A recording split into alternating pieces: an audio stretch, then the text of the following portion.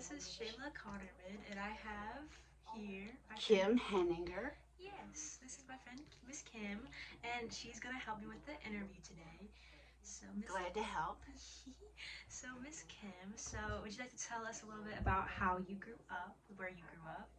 I was born in Dayton. My mother lived in Dayton, and my father was a football star at University of Dayton. He from the West Side Elder, and so he met my mom early on, and they got married. And then they had four daughters before he graduated from college. So it was a kind of a real crazy household right away. And we moved to Columbus for a little while, and we grew up until I was about 8. And then, of course, we came back to Cincinnati because Dad had gone to Elder, and everybody ends up back where they grew up. Mm-hmm. So we moved to a street called Ridgeview, and that's pretty much where I grew up. And I was told that was a girl across the street that was my age. And so we were moving into the house, and I wanted to go see her, go visit her. But of course, I had to stand at the end of our driveway and go, "Oh, Louise," hoping she would hear me. Oh, so you didn't have like any like house phones or No, anything I like mean that? nothing. So I mean, we had phones, but it was just, that's how we went, and Mm-hmm. that's how we did it. When I was growing up, you went to the house and stood outside and went, "Oh, Louise," Oh, it's so different or from now. You can just like now you can just pick up a phone I and just know, and say, call. "I'm out there." Mm-hmm. Yes, it is very different because we had so much more interaction um, in the on the street and with my friends there, and Mm-hmm. everybody went to the same school. So How that, is? Oh, I'm sorry. go ahead. I was gonna say, how is school like? Like, what do you see that's different? Because you said that you worked in I've schools worked in recently. schools So how have you? recently. Yeah. So have you seen like the evolution of school change from when you were in school to like what you see going on now in schools? I went to a grade school called St. William's, which was the Catholic high school on the west side of town, on 8th Street, and I lived off of 8th Street. So we would walk to school, which is kind of unusual. It was 3 blocks. It wasn't miles and miles, but we did walk to school 3 blocks, and then there were a lot of kids. Then the big school was filled. There were 3 classes of 8th graders when I graduated from grade school, and that was 1969. That's crazy. And the as far as subject matter, it's not that much different except for math. If I tried to do some of the math that they do, I have to depend on the computer or my Mm-hmm. phone. Mm-hmm. So I never had to help anybody with math. Did computer technology for most of my career. Um, but when I went to school, the only thing that big deal was the library. And there was this really big library. Mm-hmm. And so with that, um, oh God, I love books. I love to read. And I had to walk to the library during the summer that was quite a bit farther. And I always took so many books out. And so mm, that was a crazy time. But so that was one of the things I loved to do during the summer. And, That's so nice. yeah, we Well, had summer friends and then school friends. I see. What other stuff did you so like what sort of things did you do with your friends for fun? I know nowadays it's more of like some of the things that we do with our friends. We like ride four-wheelers and we go to different parks and walk around and go to different lakes and stuff. What kind of things did you do with your friends for fun back in those times? Back in those times when I was in grade school, my friend and I organized a Miss Ridgeview pageant. So we had the kids on the street, they would rehearse, and then we would have a pageant where all the cute high school boys would be our judges. And that was pretty silly, I guess, now that I look at it. Um, and I mean, my family, there were um, 6 kids, 4 girls and 2 boys, and my parents, so that would have been 8, right? Mm-hmm. And so, oh wait a minute, 6. We had four, five daughters, and then two sons. Mm-hmm. And one of the other cultural things that was prevalent in those times is that it was very important to have a junior, to have a son that can be Oh, I named see. after the father. Oh, I see. That's I very mean, interesting. yeah. So if like in my family, there were four girls, and they finally had a son when the last girl was in kindergarten, and then they had another daughter, and they had another son. But the whole idea was the sun rose and set on my brother, the first son, who was named Kenneth Jr. So was it like a thing where they would like keep having children until they had a boy because they I wanted to think carry some on? of that it was there was true. I mean, I don't know if they would have stopped having children anyway. I mean, I don't know how many girls they would have had. They were pretty glad when Kenny was born. So that's a cultural thing that I think affected. Oh, Because for it was sure. like girls can't do anything. We have to wait for a boy. I see. But the ironic thing is while we were waiting for a boy, my father would work with us, particularly me, and I learned electricity, how to do electricity, and electrical things, and I got to hang around and watch for a while. And when Kenny was born, it was still a few years before he was interested in anything. And by then, it was basically Dad did sports because that's what my dad did was football. But he was an electrical engineer, so I learned a lot from him. So yeah, I learned to be self-sufficient too. But I learned some really crazy things. That's really nice. How have you seen like I guess growing up, like how was being a girl specifically for you growing up? I know now there's a lot of talk about like feminism and like girls have a lot of like voice and freedom and such. Was it always like that in your times, or was Well, there a lot of like in my times, in the 70s, was when um, female power started. With all the folk singers and um, and I was raised to be sufficient. I mean, I was not brought down as a girl. I mean, I was taught to be just who I am. So I do crazy things. I do plumbing, I do electrical work, I do lots of things, construction. Um, I have done remodeled a kitchen myself with my uncle. So I can do a lot of those things. So fortunately, I was not hindered by the way things, yeah, the stigma that was there then, because when I graduated from high school, girls could only be teachers or nurses. really? That was kind of that was the, but in my grade in high school, we had at least four attorneys, women who were gone past the stigma of what you had to be, and a lot of them went to law school and we had some really broad career choices in my high school years, different than what it would have been, in my mother's culture. You know, she became a housewife, a mother, Oh, I see. and then if you went to school, you would become a nurse or a teacher. I see. Would you like to talk about like your grandma and your mom a little bit, like how they grew up versus how you grew up, like some of the things they had to deal with in grade Yes. school and such versus Well, you? it was obvious that things were different in their days.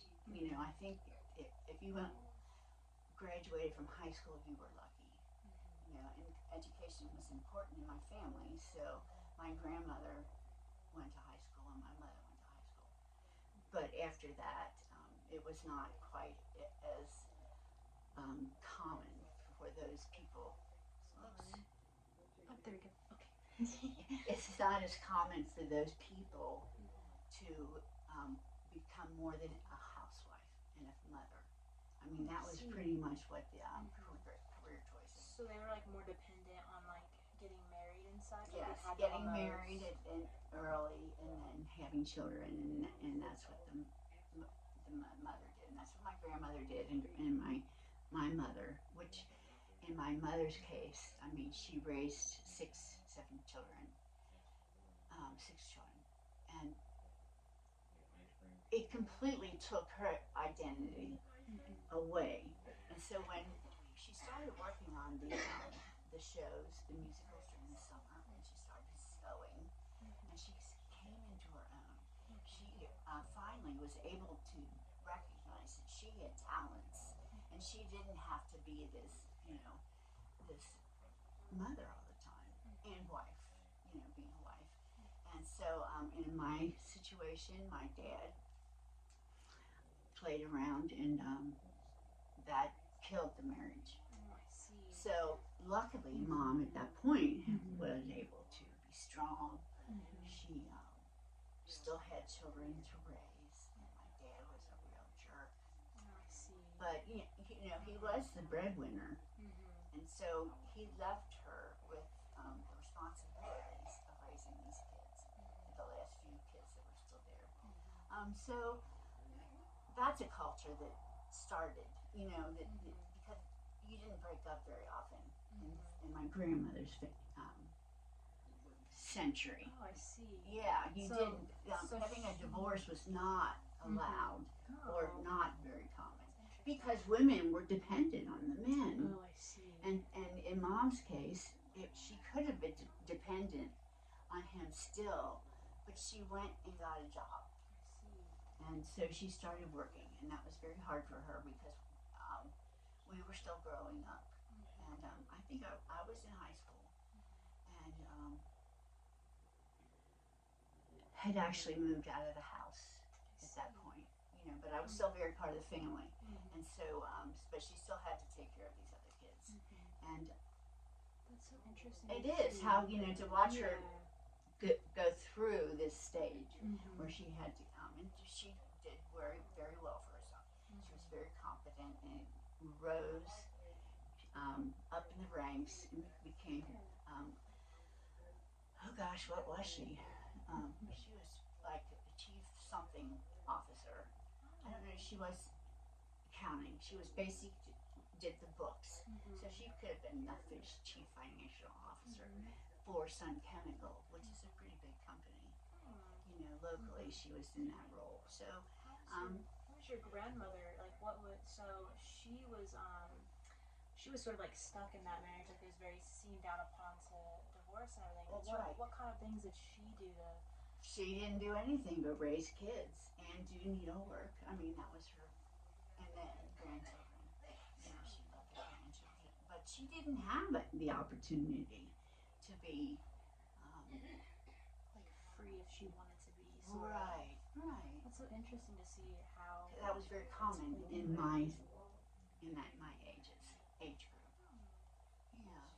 That's so interesting to see how it differs from the other two generations. Absolutely. Let's see. What about like transportation? Like how is transportation different from Oh the? gosh, we didn't. When I learned to drive, because we were going to this high school across town, I learned how to drive when I was 16, and then I started right away doing the carpool. So we were driving in a Delta 88 station wagon. I mean, that was a big deal in Oldsmobile, as a matter of fact. And so I had a car, but it mostly paid for itself because I was driving 6 kids to school across town. So then when I was a sophomore, that car had died. So we went and bought a used Volkswagen bus. so I learned how to drive a stick shift the first day I went to school, going up a hill. Oh yeah, it was a big deal, and then my sisters would be in the back, and I couldn't hear the engine, and that was when we had a 4-speed, and they would go shift. So It's very different. it was funny. It was actually funny, and so driving to pick up the kids for carpool, yeah, that was very different. Now, parents are involved until one kid gets a car and they drive to school themselves, basically, or they drive them every day. The parents now drive them every day. My parents gave us the facility to drive ourselves to high school. Other than that, when we were younger, of course, we just walked everything. And we were not involved in group sports except for swimming. Um, Mom had a kind of tight control on us because there were so many. And so we really didn't spend much time after school playing around in the playground. That was not something that we were allowed to do. But we were a little farther away from the school. People that were we were in a small community, and so the kids that were closer to school played in the playground after school, and were in sports. But because even though I might have made the volleyball team, which I did, I couldn't stay after school. Oh, I see. Because we were and so that didn't work. I couldn't practice after school, even though I could, we were still walking back and forth to school together. But how was safety and such? Like I know that that's a big thing now. Then it was very common to just walk to school a few blocks and everything. Now it's kind of more of a safety thing. Yes, we did not have the environment where you were afraid. Yeah, we didn't have that at all. It started kind of later, in the even in high school, even in college. I don't think it was such a fear of being yourself, walking across campus by yourself. But wasn't Ted Bundy a thing back then too, kidnapping people, and that was sort of kind of a fear at some point? Well, do you remember? We just were starting to watch TV. And really, we didn't watch the news. We watched Star Trek, and we watched, after school shows, for teens. And so we really didn't know about that stuff. I was in grade school when we heard that President Kennedy was killed. And then that was something that they did an announcement over the school PA system. So we were not as informed as we are now. Of course, because everybody has instant news. They have communication with everybody, and so that's what's so different. Now in classes they have to turn their phones in for during class, and then they can have them during break. And that changed the whole environment where parents can contact their students without going through the school office. So there's a communication there that helps the school office too. But it's communication that can be less controlled because the kids have their own phones. I feel like it's so different. Yeah, we had a telephone on the wall, and that was, until we were in high school. My sister and I got our own phone up in our bedroom. That was different. That was really different. So we could talk to boyfriends, of course. That was about it. Or talk, make plans and things like that. It was a lot different. Yeah, it seems like it. I think another going kind of back to the safety thing. I feel like now a lot of students have that sort of thing in the back of their mind where there's the school shootings. That's a horrible environment. And parents are kind of on edge too because of all that stuff. Was that not very common? No, nothing like that. We wouldn't have known about it, but there were not school shootings like there are now. That evolved more when I was after I was out of college. It's so interesting to see that you as a kid you could just go outside and go to neighbors' houses and knock on doors. No. We would walk a couple blocks to the store, the grocery store, the IGA up the street. So yeah, we were a lot freer, Mm-hmm. and I think that was a good thing. I Mm-hmm. think that, except for this fact that with the school shootings and peers being upset and what that has evolved from, Mm-hmm. um, that I'm sure that everybody thinks about that. And Mm-hmm. you know, if there's a car, that there's a backfire, Mm-hmm. kids are on edge. Mm-hmm. A lot different than when we were. Oh. My first refund went to the bus company to paint their bumper, like $200 and something. I was heartbroken. So I didn't get that money, but I learned a lesson. Oh, I bet. Yeah, first of all, be a more careful driver, Mm-hmm. and second, uh, responsibility. Mm-hmm. You know, and my dad was disappointed in me, Oh. and that's always the worst thing Yeah. when they're disappointed in you. Mm-hmm. And I don't Makes know no if you have that sense. culture now. Mm-hmm. You know, where they act, where you can feel guilty. You know, I don't know if that's how they live, Mm-hmm. how you guys live, Mm-hmm. because you're one of those people. Mm-hmm. Yeah. I'd say just like every family dynamic now is so different. One thing that we have talked about in class is like what we see as like a normal family, like a nuclear family, and usually it's like a There's mom less and a dad kids. There's like and maybe like one or two kids. kids. Yeah, and nowadays it's more of like there's just mixed families. Like there are parents that are like divorced and split and co-parenting. There are That's right. single Blended mothers. families. Yeah, very blended families. So I'd say it really is just different depending on what sort of family dynamic that you have, like Right, right. how you're raised. How we were raised was like a set way, Yes. and that was very common. Mm-hmm. Now there's a lot more diversity, Mm-hmm. and like you say, and the bigger families are from blended families. There's many small families because people can control that, and they in the if you were Catholic, of course. How was religion like taken back then? Oh my Like gosh. for you. For me, we went to church every morning, and I was in brownies and Girl Scouts, and that was very church oriented. And I did the major, you know, the last step. Oh my gosh, and I don't know, forget what they called it. It was like the Boy Scouts in their very top level. Mm-hmm.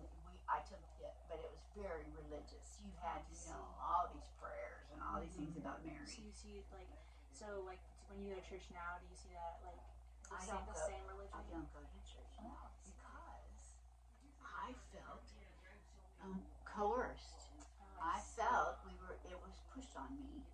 And then Oh, I see. when my dad was an example of hypocrisy, I revolted. I And see. I have no feelings for religion. I see. I mean, I just don't. I mean, I have a very matter of fact kind of agnostic, because to me that is the most realistic Mm-hmm. way Mm-hmm. to have It was forced. yeah, because I mean, I revolted. Mm-hmm. I had no interest in that religion, and I have not tried any other religions. I mean, if I was something, I do a lot of Buddha readings, Oh, I so see. I'm a little like I said, agnostic, and looking for different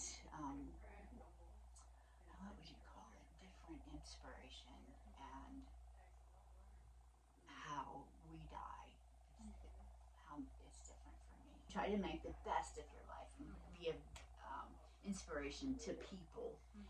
Try to be good to people and generous and loving, because that's what's going to help us in this culture, you know. And that's what I have left to do for a church. Yeah. How was like foods and stuff different from like when you grew up to like what you see now? Like, what kind of foods are very popular then? Well, and then at that time, feeding a large family was very difficult. It was. I mean, I remember the year when our mom's grocery budget was $35 a week for a family of 7. I mean, can you imagine? I mean, people go to the store and you can spend $35 really fast and not have very much. So she had to make do with that small budget, and I don't know how they did it. I really don't, because we ended up moving to the best house on the street, because the culture that Mom grew up in was you had to have the best. I So, see. you know, to show off to the community. So we moved from a typical house to a big house, and then so they struggled, and they did struggle, and my dad made pretty good money, but they were raising 7 kids, and they were putting all these girls through private school, and my brother went to private school. Yeah, so that was expensive too. Did you go to public school and private school, or just primarily? Never went to. We went to Catholic schools. Oh, I see. So the grade school was not really private, but it was Catholic. That was more the division. So we went to a Catholic school, which was not diverse, and then I went to a private Catholic girls' school. It was very non-diverse. It was very, what would you call it? Closed, cloistered. That's very interesting to see. So that was common. So there wasn't. So it was primarily like white people. All white people. Oh, that's interesting. I mean, when we. Oh my gosh, I don't remember. So I don't remember the first black person I saw. I don't remember. It was very unusual. Oh, in high school, we had black people. Really? Yeah, I mean, that was a big deal. It's very interesting to see, because now. But they had to have the money to go to that school. I see. Yeah, now it's very. I feel like in a lot of areas it can be very diverse. Some areas it's still not very diverse. Like out here in the They worked hard. They made it. They made it a law that there had to be. What do they call it? Like incorporation. Yeah. Everybody had a right to, including black people, and it's so unusual, But then, because I guess it wasn't something I grew up with, that it's very comfortable, I think, and I don't have any prejudices because I just, Very interesting to see how you were. I mean, Yeah. hell, we were coming from high school, and we drove past a public swimming pool with black people. And my sister said, "Oh my God." We were very pampered and protected, so it was bad. We were definitely part of the problem. Oh, I see. Yeah. So it was. I guess that was aside from like segregation and all that, but like there was still like that like strong like stigma where like everyone was still a little bit separated. Oh and yeah, everything. I mean there was definitely a stigma, and you had to be not forcibly aware and treating people fairly.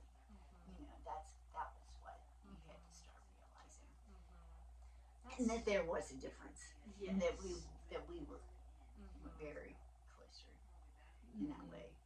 Yeah, that's so interesting to see. I feel like nowadays there definitely is still like that issue with like the stigmas and stuff like that. But I feel like overall from now versus then, it's very much like more open-minded. Like everyone is sort of friends with everyone, and I mean there are still like those stigmas and everything like that. But I think it has grown from that time period even.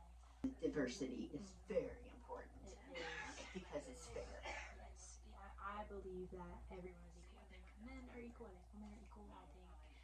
I think everyone of all races should be treated equally. And there definitely are some adversities that still need work through. But I think there is progress that is being made. Well, and my husband was sex doesn't matter. Oh, I see. At all. I mean, he was as free as I was and my family was. And so he went down and he said, "My wife is doing this, not me, and she is totally competent." And you need to deal with her. So, I mean, I had to have somebody stick up for me. I mean, you don't have that very much these days. We do still have the fight for women in in our country. We still have, and even more now. We have a terrible fight to be recognized and respected. And there is like there's like the Roe v. Wade thing. Have you heard like the abortion sort of stuff? Yes, because in my generation, birth control was just coming out. Really? That was in the 70s, and I was in college, and it was like free sex. Everybody was having sex because you didn't have children. You know, it was. I don't know if you've heard about it, but it was like the revolution. It was just crazy, you know, and the clothes were different. The whole. How is that different? How is your style? Okay, so how is style? How did you see people dress? We wore bell bottoms, big bell bottoms, colors, jumpers. I mean, it was, and you know, it was very different. So how do you see like? So since you like worked in schools, how do you see like the students dressing now compared to like all the colors and the bell bottoms that you guys? Oh well, I mean, every day I went to school, I wore a uniform. Oh, I see. So I didn't have that problem, you know. So and we were so protected that I didn't even get to. I went to a dance when I was in high school. The dance that we invited boys to, and I had a dress that my Aunt Bobby bought had. So I got to be kind of cute because my family was so conservative and protective. I didn't go out very much, and we didn't have the money for clothes. We had to start working and buy our own clothes. So. Hi, this is Shayla. This concludes the interview that I had with Miss Kim about how her culture was different then compared to some things that we pick up on now. Some of the key points that I've taken away from this interview is that for school, early on, there wasn't very many school shootings or fears or anything during her time within private Catholic school. She was raised through a radical feminism time where birth control was just now becoming a big thing. Most girls became teachers, nurses, with the exception of some lawyers. Now we tend to have a little bit more freedom with career choices in some aspects. However, there are different birthrights and such that we are still currently fighting for as women. So those are some comparisons from then versus now.